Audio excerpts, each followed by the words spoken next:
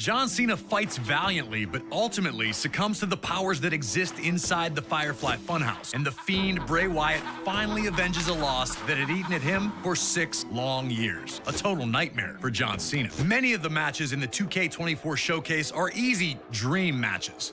And as we know, usually a dream match is something that fans talk about, pitting 2 superstars against each other when they know that will never really happen. But at WrestleMania 38, we saw a different variant. The simple invitation, Kevin Owens put the wheels in motion for his personal dream match, one against WWE Hall of Famer, Stone Cold Steve Austin. Asking for Austin to be a guest on the KO show was just step 1. Next was to disparage the state of Texas whenever he had the opportunity. I've been here for a couple of days, and it's actually worse than I remembered. And then it was to extend that trash talk to Austin himself. Stone Cold hadn't competed at WrestleMania since a 2003 loss to The Rock at WrestleMania 19, but he still had plenty of fight in him. With WrestleMania 38 taking place in Texas, Austin knew that he had to show up and hit Kevin Owens with whatever he needed to shut his mouth. Whether that was 1 Stone Cold Stunner or 15, it didn't matter to WWE's toughest SOB. We were able to sit down with Kevin Owens to talk about how this all came together. It was pretty surreal when the video aired of him accepting the challenge, or whatever you want to call it, and then hearing him answer me directly and saying, Stone Cold Steve Austin is going to open up one last can of whoop-ass on you, Kevin Owens. That threat made me so excited. I was so pumped. Career highlight for sure to have Stone Cold Steve Austin cut a promo on me. As far as WrestleManias go, I think the match with Stone Cold takes the cake as the top spot. Stunner! Before I started using the stunner, I'd asked him for permission and advice. I don't know that he told me every secret, to be honest. His stunner is the best, because mine didn't keep him down, but his kept me down, so he's onto something. 19 years in the making! He trusted me to be a worthy opponent for what was his first match back in 19 years. The fact that he was willing to do that with me, that's a huge, huge compliment. Always a privilege to get to speak to Kevin Owens, and we thank him for the time. We were also able to capture a little message from Stone Cold himself, who wanted to extend the following to Owens. Hey, Kevin, I just want to say thank you very much for a hell of a night at WrestleMania 38. You motivated me and got me off my ass. 19 years removed, and to be able to go back, bring everything full circle, it means a lot to me. Being out there in the ring with you was a blast. Taking that suplex on the concrete was a blast. Kevin Owens, you're awesome. Steve, I appreciate that more than you'll ever know. And now that we're cool, maybe next time we could share a beer with, I have a can in my hand, you have a can in yours, instead of you just taking a swig and spitting it in my face and mouth. You got my number. You used it before WrestleMania to send me insults in the middle of the night. I didn't forget. They might get along now, but at WrestleMania 38, it was an all-out war. Can you guide Austin to a WrestleMania victory after 19 years away? Or will KO deal out the ultimate insult, winning the match with his own version of the stunner? If you think you've got what it takes, give me a hell yeah.